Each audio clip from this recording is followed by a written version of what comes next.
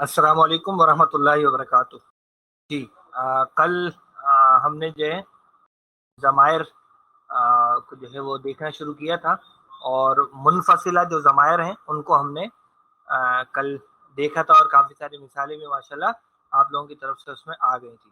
تو اب آج جو ہم شروع کر رہے ہیں وہ ہے ضمائر متصلہ، ہے نا، ضمائر متصلہ۔ اور ان متصلہ ضمائر کے ساتھ دو اور الفاظ لکھے ہوئے ہیں، منصوبہ اور مجرورہ۔ منصوبہ ایکچولی نسب سے ہے، نسب سے منصوبہ ہے، اور جر سے مجرورہ ہے، ٹھیک ہے۔ جیسے اوپر رفع سے یہ مرفوعہ تھا، ایسے ہی نسب سے منصوبہ اور جر سے مجرورہ کا لفظ وہ بن رہا ہے۔ اچھا، ضمائر ویسے تو ساری مبنی ہیں، ان میں کوئی رفع نصب جر سے تبدیلی تو نہیں آتی، البتہ ان کا اکثر جو استعمال ہے وہ کس کیفیت کے ساتھ ہوتا ہے، وہ بنیادی طور پر بات ہے، ٹھیک ہے نا۔ تو اوپر والی جو ضمائر ہیں یعنی منفصلہ ضمائر، وہ اکثر و بیشتر رفع کے مقام پر ہی آری ہوتی ہیں، اس لیے ان کو ہم نے نام مرفوع ضمائر کا دے دیا۔ یہ والی جو ضمائر ہیں متصلہ ضمائر، یہ اکثر و بیشتر نصب اور جر کی جگہ پر ہی آتی ہیں، اس لیے دونوں ان کے ساتھ نام لکھے ہوئے ہیں۔ یہ ہم جب ترجمے پر پہنچیں گے تو پھر ہمارے لیے بات واضح ہو جائے گی کہ کب نصب میں آتی ہیں اور کب جر میں آتی ہیں۔ بہرحال متصل تو دونوں صورتوں میں ہوتی ہیں، اور متصل سے مراد کیا ہوتی ہے وہ کل میں نے آپ کو ایکسپلین کیا تھا، ربکا کا لفظ لکھ کر یہاں، اور اس طرح سے دیگر جو چیزیں تھیں اس سے آپ کو بتایا تھا میں نے۔ چلیے، تو اس میں اب جو پہلی ضمیر ہمارے پاس ہے وہ ہے ہو۔ اچھا، یہ چار ضمیریں لکھی ہوئی ہیں، یہ چار الگ الگ نہیں ہیں، یہ ایک ہی چیز ہے۔ اسی ضمیر کو کبھی الٹا پیش کے ساتھ لکھا جاتا ہے ہو، کبھی اسی کو کھڑی زیر کے ساتھ لکھا جاتا ہے ہی، کبھی سیدھے پیش کے ساتھ ہو، اور کبھی سیدھی جو زیر ہے اس کے ساتھ ہی۔ تو یہ چار چیزیں نہیں ہیں، یہ ایک ہی چیز ہے، اور ہم اس کو سمپلی پڑھیں گے ہو، ہما، ہم، اس طرح سے ہم اس کو پروناؤنس کریں گے۔ یہ آپ کو چار چار شکلیں یا اس کی دو دو شکلیں یا اس کی ہم اور ہم جو نظر آ رہی ہیں، یہ الگ الگ نہیں ہے، ان کے صرف لکھنے کے مقام پر جو وہ تھوڑا سا فرق پڑتا ہے۔ اچھا، اب ہو کا مطلب ہوگا جی اس کا، اس کا، ٹھیک ہے نا۔ تو مثال کے طور پر ہم کہتے ہیں ربو ہو، تو ربو ہو کا مطلب ہوگا اس کا رب، ہے نا۔ ہم کہتے ہیں بئی تو ہو، تو بئی تو ہو کا مطلب ہو جائے گا اس کا گھر، ٹھیک ہے۔ ہم کہتے ہیں رسول ہو، تو رسول ہو کا کیا مطلب ہو جاتا ہے اس کا رسول۔ تو یہاں جو اب ترجمے کا فرق ہے نا ان ضمائر کے ساتھ، وہ کچھ اس طرح کا ہے نا۔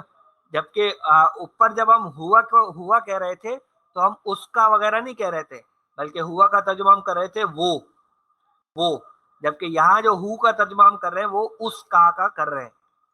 اس طرح سے یہ چیز تھوڑا سا فرق آ رہا ہے۔ دوسرا فرق یہ کہ یہ متصل ضمیر ہے، یہ متصل ضمیر ہے، یعنی اس میں آپ دیکھ سکتے ہیں کہ اسم پہلے آ رہا ہے، ضمیر بعد میں آ رہی ہے۔ رب پہلے ہے، ہو بعد میں ہے۔ بیت پہلے ہے، رسول ہو بعد میں ہے۔ رسول پہلے ہے اور ہو بعد میں۔ چلیے آگے دیکھتے ہیں، اگلی جو ہمارے پاس ضمیر ہے وہ ہے ہما، ہما۔ تو اب ہما کے ساتھ اس سے پہلے آپ کوئی بھی لفظ لگا دیجئے، جیسے کتاب ہما، تو کا مطلب ہو جائے گا ان دونوں کی کتاب، ٹھیک ہے۔ رب ہما، ان دونوں کا رب، ٹھیک ہے جی۔ فاردنا ان یبدلہما ربہما، بالکل ایسے ہی ہے۔ اور ویسے اگر آپ نے یہ جو تثنیہ کی ضمیر ہے بار بار دیکھنی ہو تو سورہ اعراف کے اندر جہاں قصہ آدم و ابلیس بیان ہوا ہے، اس کے دوسرے رکوع کے اندر، تو وہاں آپ کو بکثرت یہ ہما کی ضمیر جو ہے وہ ملے گی۔ سورہ اعراف کے رکوع نمبر 2 کے اندر جو ہے یہ بکثرت آپ کو ضمیر ملے گی۔ ہاں، یہ مذکر و مؤنث دونوں کے لیے ہما ہی ہے، اور سیاق و سباق آسانی سے پتہ لگ جاتا ہے کہ یہاں یہ مذکر کے لیے ہے یا مؤنث کے لیے ہے، تو بڑی آسانی سے آپ وہاں پہ پہچان سکیں گے، آپ کو کوئی کنفیوژن انشاءاللہ کبھی نہیں ہوگی۔ تو یہ ہو گیا جی ہما کی ضمیر۔ پھر ہے ہم کی ضمیر۔ ہم کیا مطلب ہو جائے گا ان سب کا، ان سب کا۔ تو یہاں بھی بکثرت جو اس کی ضمائر قرآن مجید میں آپ کو ملیں گی، اس ہم، ربہم، ٹھیک ہے نا۔ کتابہم، رسولہم، ٹھیک ہے نا، فیہم بالکل فی کے ساتھ بھی آ رہا ہے، ٹھیک ہے نا، بالکل یہاں ربہم آ گیا، ان الذین یخشون ربہم آ گیا، بالکل انفسہم آ گیا، ماشاءاللہ۔ تو یہ ہم کی مثالیں ہیں جو بکثرت آپ کو ملیں گی۔ پھر اگلی جو ضمیر ہے وہ ہے ہمارے پاس ہا، ہا، ٹھیک ہے۔ تو سورہ بقرہ میں آپ دیکھیں گے جہاں گائے کا ذکر آتا ہے وہاں پر جو ہے وہ اس کے بارے میں انہوں نے پوچھا کہ ما لونہا، ما لونہا، اس کا رنگ کیا ہے، اس کا رنگ کیا ہے۔ اور جیسے تجری من تحتہا الانہار، تو وہ جو نہریں ہیں ان کے لیے ہا کی ضمیر استعمال ہوئی ہے، تحتہا۔ اذا زلزلت الارض زلزالہا واخرجت الارض اثقالہا وقال الانسان ما لہا، ٹھیک ہے نا، تو اس طرح سے یہ چیز ہے۔ چلیے یہ ہا ہو گیا۔ پھر ہما کی ضمیر تو مثال وہی آ گئی، ہننا، ہننا میں پھر وہی آپ کے ذہن میں مثال آئے گی، ہننا لباس لکم، تو شروع والا جو ہننا ہے وہ تو یہ اوپر والی ضمیر ہے، لیکن انتم لباس لہننا، آخر میں جو لہننا ہے وہ یہ والا ہننا ہے جو استعمال ہوا ہے ان سب کے لیے، ان سب کے لیے۔ ویسے آپ کہیں تو ربو ہننا، کتابو ہننا، لباسو ہننا وغیرہ وغیرہ وہ آپ اس میں ڈال سکتے ہیں جی۔ فاطمہ ہننا کی مثال یہاں پر بالکل صحیح ہے جی، ان سب، یعنی وہ سارے جو امتحانات تھے ان سب میں وہ پورے اترے۔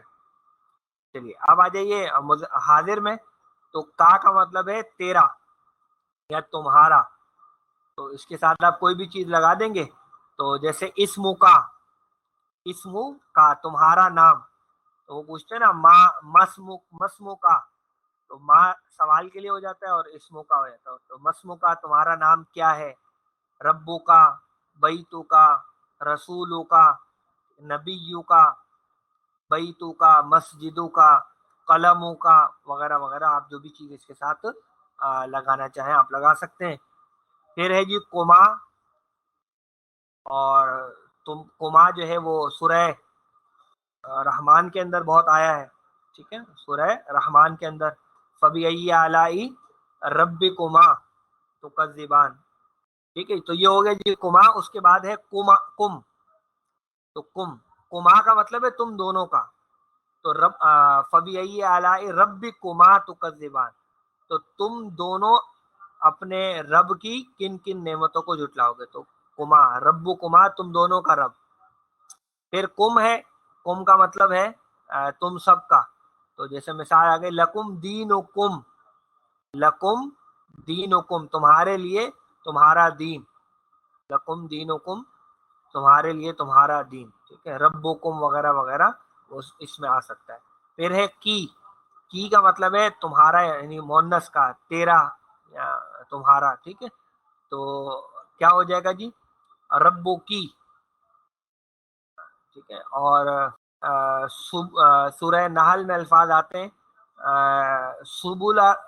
سبولا ربی کی، وہاں پر شہد کی مکھی جو ہے اس کو خطاب کر کیا ہے اللہ تعالیٰ نے، اور یہ کی کا لفظ وہاں پر ہمیں ملتا ہے۔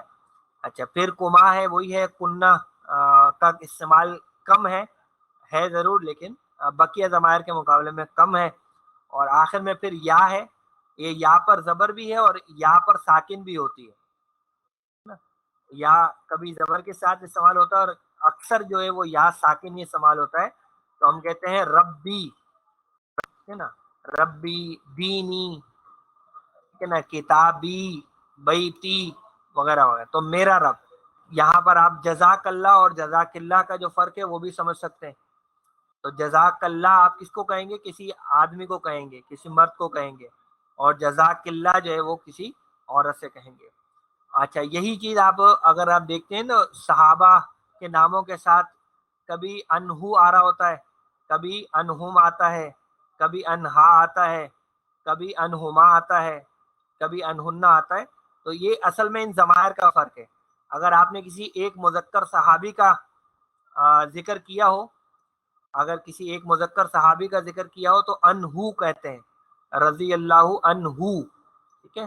اگر دو صحابیوں کا ذکر ہے چاہے مذکر ہیں یا مؤنث ہیں تو انہما آئے گا.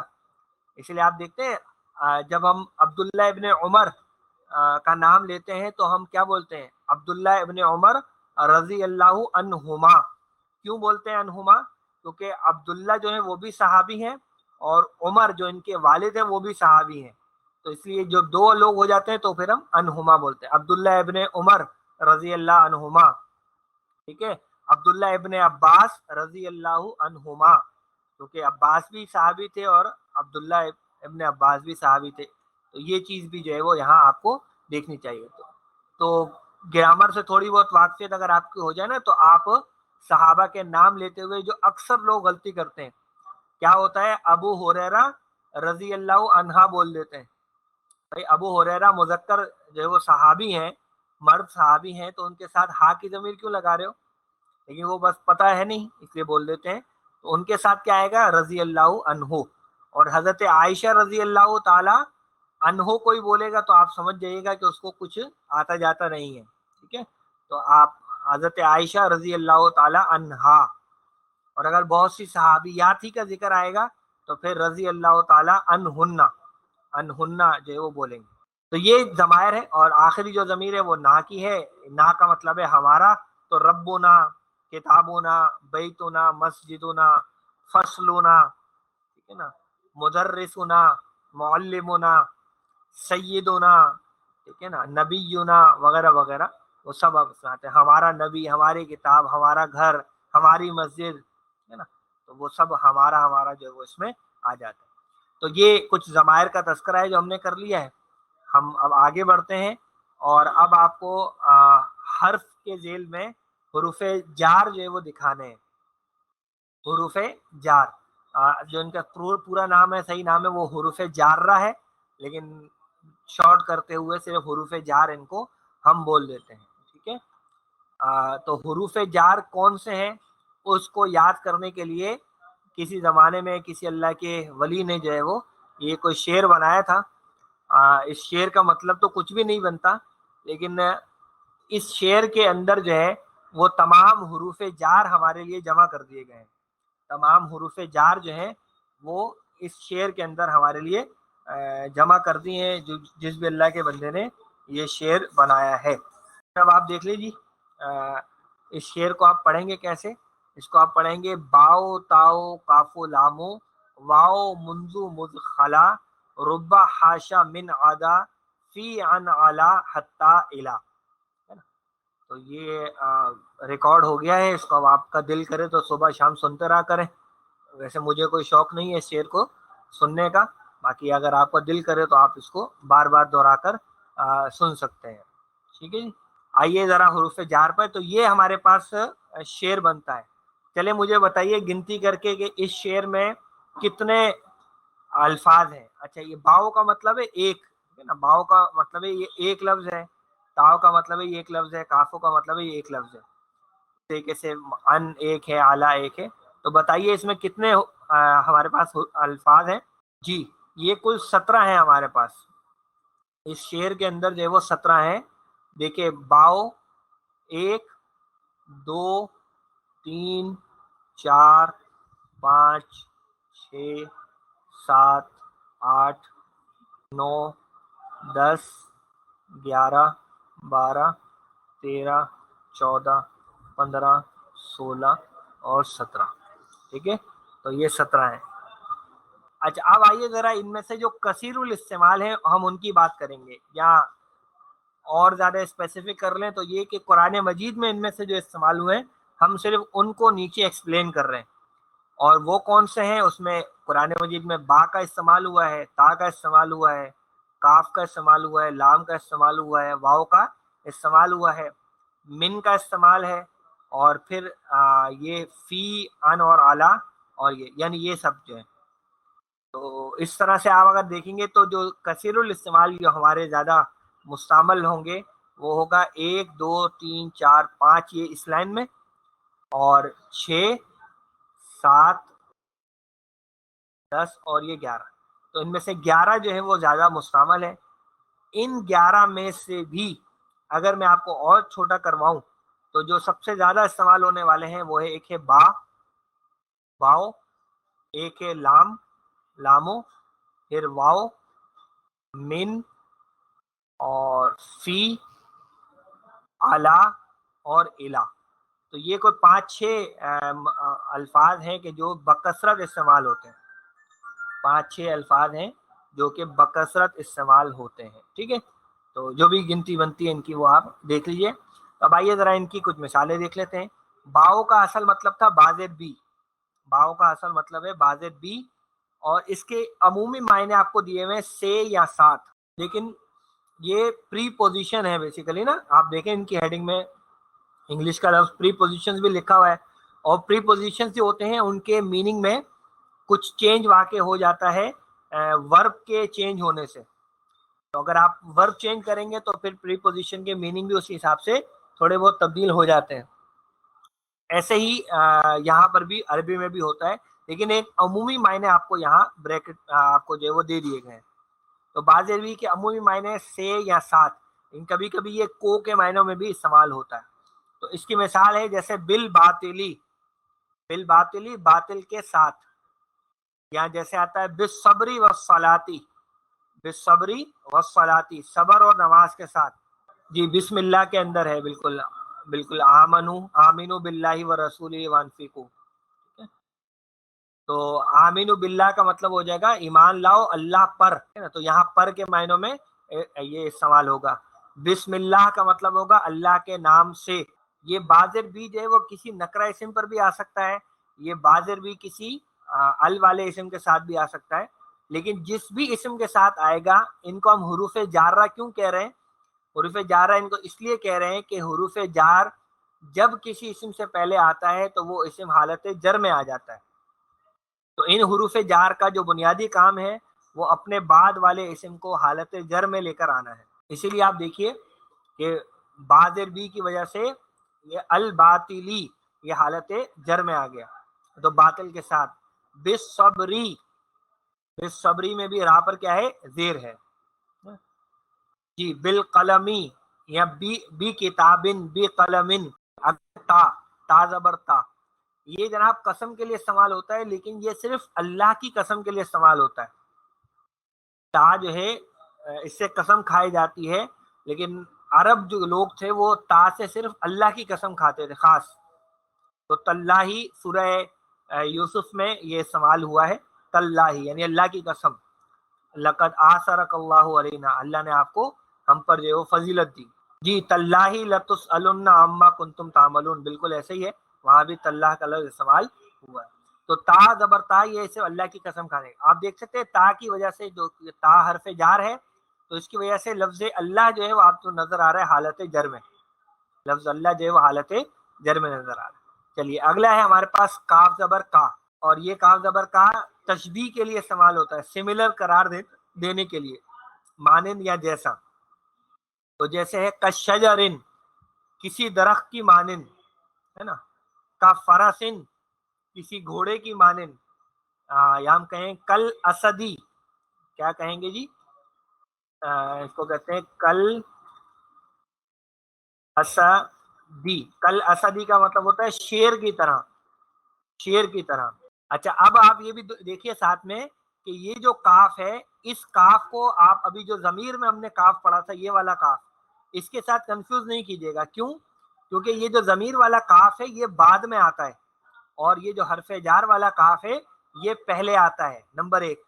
نمبر 2، یہ والا کاف جو ہے وہ اپنے بعد والے اسم کو جر میں لے کر آئے گا، یہ والا کاف اپنے بعد والے اسم کو جر میں لے کر آئے گا۔ اس لیے آپ دیکھیں شجرن، شجرن، 2 زیر جو ہے وہ اس پر آپ کو نظر آئے گی۔ تو امید ہے کہ یہ فرق بھی واضح ہو گیا۔ اچھا پھر ہمارے پاس ہے جی لام زیر لی، لی، لی کا مطلب ہوتا ہے کے لیے یا صرف لیے، للہ، اللہ کے لیے، ٹھیک ہے۔ لی زیدن، لی زیدن، ٹھیک ہے جی۔ اشارہ للبعید، تو وہ جو لی ہے دور کے لیے، بالکل ایسے ہی۔ تو لی کا بکثرت استعمال ہے، آپ کو بتا۔ اور ایک چیز اس کے ذیل میں اور بتاتا چلوں کہ جب یہ لی ضمائر کے ساتھ آئے گا تو اس کو لی زیر کے بجائے زبر کے ساتھ لکھا جاتا ہے۔ لی جب ضمائر کے ساتھ آئے گا تو لام زیر لی نہیں لکھا جاتا بلکہ اس کو لام زبر لا لکھا جاتا ہے. لہذا اب آپ کو میں یہاں دکھاؤں کہ یہ جو بھی ضمائر ہیں ان کے ساتھ جب لی آتا ہے تو کیا ہوتا ہے, اس کے ساتھ لگے گا تو ہوگا لہو, لہو, لہما, لہم, لہا, لہما, لہن, لکا, لکما, لکم, لکی, لکما, لکنہ. البتہ یہ جو یا ہے یہ اس کو زیر پر رکھتی ہے لی, لیکن یہاں پھر وہی لام زبر ہو جاتا ہے لنا, لنا. تو یہ بات بھی آپ اچھی طرح سے ذہن میں رکھیے.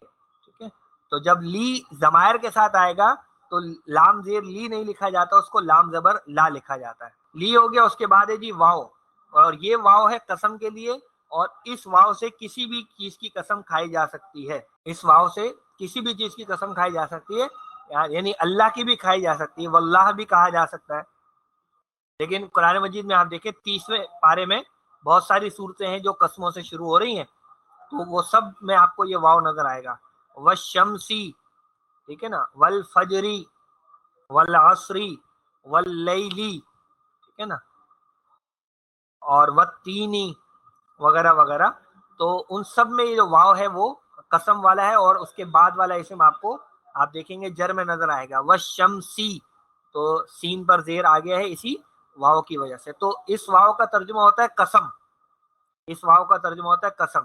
تو والشمسی سورج کی قسم, والتینی انجیر کی قسم, ٹھیک ہے, اور والعصری زمانے کی قسم, ٹھیک ہے نا, والفجری فجر کی قسم. تو اس کا ترجمہ اور نہیں ہوتا ہے, اس کا ترجمہ قسم سے ہوتا ہے. اچھا جی, پھر ہے من, یہ بھی بکثرت استعمال ہونے والا ہے. من کا مطلب ہوتا ہے سے. اچھا, اس من کو اگر آگے ملانا پڑے تو عام طور پر آگے ملانے کے لیے, ساکن کو آگے ملانے کے لیے ہم زیر دیتے ہیں, لیکن یہ جو من ہے یہ ایک ایکسیپشن ہے, اس کو آگے ملانے کے لیے ہم زبر کا استعمال کرتے ہیں. تو یہاں پہ وہ بھی چیز آ گئی, من المسجدی مسجد سے, من اللہ اللہ سے, ہے نا, من القرآنی قرآن سے. آئیے آگے بڑھتے ہیں. پھر ہے فی کا لفظ, یہ بھی بکثرت استعمال ہونے والا ہے.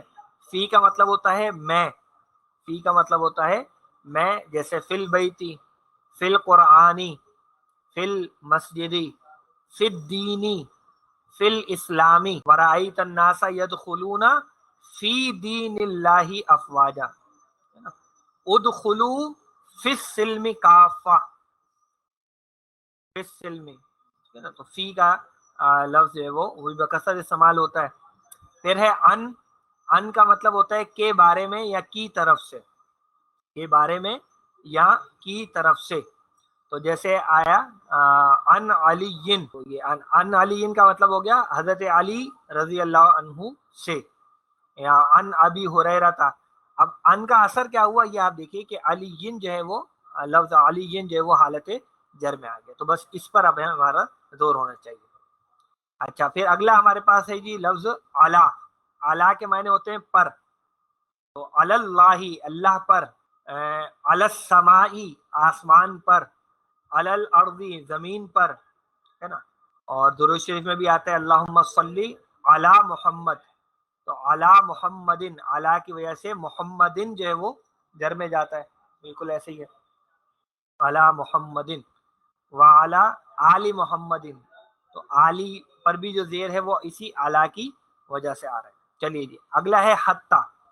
حتی کا مطلب ہے یہاں تک کے, حتی کا مطلب ہے یہاں تک کے, جیسے اس کی مثال قرآن میں دی گئی ہے حتی ہی حتی مطلع الفجر. تو مطلعی پر جو زیر آپ کو نظر آ رہا ہے وہ اسی حتی کی وجہ سے ہے, کیونکہ یہ حتی حرف جار ہے, اس نے اس مطلعی کو جر دیا ہے. تو فجر کے طلوع ہونے تک, ہے نا جی, حتی زرتم المقابر, یہاں تک کہ تم نے قبریں جا دیکھی. اچھا, یہ جو حتی ہے اس کا ایک اور استعمال بھی ہے جو صفحہ نمبر 25 پہ انشاءاللہ ہم جا کے دیکھیں گے. اس کتاب کے صفحہ نمبر 25 پر جا کر ہم اس حتی کا ایک اور استعمال دیکھیں گے. فی الحال یہ ہمارا حرف جار ہے. اگلی جو چیز ہے وہ ہے آخری ہمارا حرف ہے, وہ ہے الہ, اور یہ بھی بکثرت استعمال ہوتا ہے. الہ کا مطلب ہوتا ہے تک یا کی طرف, ہے نا. اردو میں ہم کہتے ہیں دعوت اللہ, دعوت اللہ, بلانا اللہ کی طرف, رجوع الل قرآن، پلٹنا قرآن کی طرف، اور السمائی آسمان کی طرف، اس کے ساتھ ضمائر بھی آ سکتی ہیں، الی کا تمہاری طرف، الی نا ہماری طرف، الیہم ان کی طرف۔ یہ ہو گیا جی۔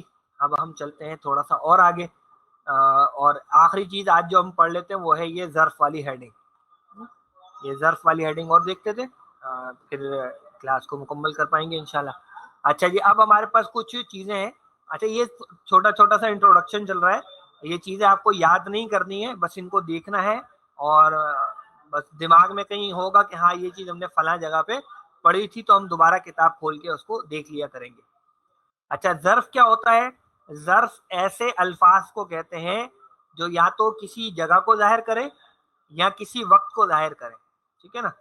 تو جگہ یا وقت، ان دو میں سے کسی ایک چیز کو اگر کوئی لفظ ظاہر کر رہا ہوگا وہ کہلاتا ہے ہمارا ظرف۔ تو وہ ظرف کے جو جگہ کو ظاہر کرتا ہے اس کو ہم کہتے ہیں ظرف مکان، مکان کہتے ہیں جگہ کے اعتبار سے، اور وہ ظرف کے جو وقت کو ظاہر کرتا ہے اس کو ہم کہتے ہیں ظرف زمان، ٹھیک ہے؟ تو ظرف مکان اور ظرف زمان، یہ دو چیزیں، دو کیٹیگری اس کی بنتی ہیں، اور مجرد ہم اس کو صرف ظرف بھی بول دیتے ہیں، صرف ظرف بھی ہم بول دیتے ہیں۔ اب آپ یہاں دیکھیے جو الفاظ دیے گئے ہیں ان سب میں کسی جگہ یا وقت کا مفہوم پایا جا رہا ہے۔ تو فوقا، فوقا کا معنی ہے اوپر۔ اب اوپر کیا ہے؟ یہ کوئی ایک ڈائریکشن بھی ہے اور جگہ بھی ہے۔ تو اچھا، ایک چیز یہ نوٹ ضرور کیجئے گا کہ جو ظرف ہیں یہ کبھی اکیلے استعمال نہیں ہوتے، یہ ظرف جو ہے وہ اکیلے استعمال نہیں ہوتے، ان کا ساتھ کوئی نہ کوئی چیز چاہیے ہوتی ہے جس کی نسبت سے ہم گفتگو کرتے ہیں۔ مثلا فوقا اکیلا نہیں ملے گا، ہاں یہ آئے گا کسی ضمیر کے ساتھ، یہ کسی اسم کے ساتھ آئے گا، ٹھیک ہے نا؟ تو جیسے یہاں ابھی مثال آئی ہے ہمارے سامنے، تو اس میں آپ دیکھ رہے ہیں اولم یروا الی الطیر فوقہم، تو فوقا کے ساتھ ہم کی ضمیر آ گئی، فوقہم کا مطلب ہو جائے گا ان کے اوپر، ان کے اوپر، یا جیسے آتا ہے فوق السمائی آسمان کے اوپر، ہے نا؟ فوق الارض زمین کے اوپر، وغیرہ وغیرہ۔ تو کسی ریفرنس سے یہ سارے جو ہیں وہ ظرف ہمارے استعمال ہوتے ہیں، اکیلے استعمال نہیں ہوتے، ٹھیک ہے نا؟ اکیلے استعمال نہیں ہوتے۔ اگر کبھی یہ اکیلے استعمال ہوتے بھی ہیں تو ان کے بعد والے لفظ کو انڈرسٹوڈ مانا جاتا ہے، جس کو ہم محذوف کہتے ہیں، جس کو ہم محذوف کہتے ہیں۔ اس بات کو کہیں لکھ لیجیے گا سائٹ پر، اس سے ایک بہت بڑا مسئلہ ہمارا انشاءاللہ آگے چل کے حل ہوگا جب ہم ان چیزوں کو دیکھیں گے تفصیل سے۔ فی الحال ظرف کے بارے میں پہلا لفظ ہمارے پاس آ گیا فوقا۔ اچھا، فوقا کے بعد ہمارے پاس اگلا لفظ ہے تحتا۔ تو فوقا اوپر کے لیے تھا اور تحتا جو ہے وہ نیچے کے لیے لفظ ہمارے پاس آ جائے گا، تحتا جو ہے وہ نیچے کے لیے۔ تو یہ تو آپ، تو یہ جو تحتا ہے آپ دیکھیں گے بکثرت اس کا استعمال آپ کو ملے گا، تجری من تحتها الانہار، تو من کی وجہ سے وہ تحتی جو ہے وہ جر میں آ جاتا ہے۔ اگلا ہمارے پاس ہے جی امامہ، امامہ کہتے ہیں سامنے کو۔ اب یہ کسی ریفرنس سے سامنے ہوگا، یعنی ہم کہیں گے امام المسجدی، تو مطلب ہوگا مسجد کے سامنے۔ امامہ کا، امامہ کا مطلب ہوگا تمہارے سامنے۔ امامنا ہمارے سامنے۔ لفظ ہوتا ہے امام، وہ ایک الگ لفظ ہے۔ امام جو ہے وہ اسم ہے، اور امام کے معنی ہوتے ہیں رہنما کے، لیڈر کے، پیشوا کے، وغیرہ وغیرہ۔ تو یہاں امام کی بات نہیں ہو رہی ہے، یہاں امامہ کی بات ہو رہی ہے۔ اچھا، اگلا لفظ ہے خلفہ، خلفہ کہتے ہیں پیچھے کو، وراء یہ بھی پیچھے کے لیے آتا ہے۔ پھر قبلہ ہے، یہ قرآن مجید میں بکثرت استعمال ہوا ہے، ٹھیک ہے نا؟ جیسے روزے کے بارے میں فرمایا نا کما کتب علی الذین من قبلکم، جیسا کہ فرض کیے گئے ان لوگوں پر جو تم سے پہلے تھے، تو قبلکم تم سے پہلے۔ چلیے اس کو آگے بڑھاتے ہیں۔ پھر ہمارے پاس بادہ، یہ بھی بکثرت استعمال ہوا ہے، ٹھیک ہے نا؟ اور بینہ کہتے ہیں درمیان کو، یا یہ بعض دفعہ سامنے کے لیے بھی آتا ہے، ٹھیک ہے نا؟ یعلم ما بین ایدیہم وما خلفہم، وہ جانتا ہے جو کچھ ان کے دونوں ہاتھوں کے درمیان ہے اور جو کچھ ان کے پیچھے ہے۔ اچھا، حولہ کہتے ہیں جی گرد کو، یعنی گرد سے مراد ہے پاس، نیئر۔ جیسے اردو میں ہم ایک لفظ استعمال کرتے ہیں ماحول، تو اصل میں یہ کیا ہے؟ ماحول یعنی جو آس پاس ہے، ماحول جو ارد گرد ہے، سراؤنڈنگ، ماحول. اور یہ اس میں آیا بھی ہے سورہ بقرہ میں ما حولہ، ٹھیک ہے نا، بالکل ما حولہ. چلیں آخری ہے جناب اندہ اور ما. اندہ کے معنی پاس ہے، جیسے اند اللہ، اللہ کے پاس. اور ما کا مطلب ہوتا ہے ساتھ، جیسے معکم، تمہارے ساتھ. معنا،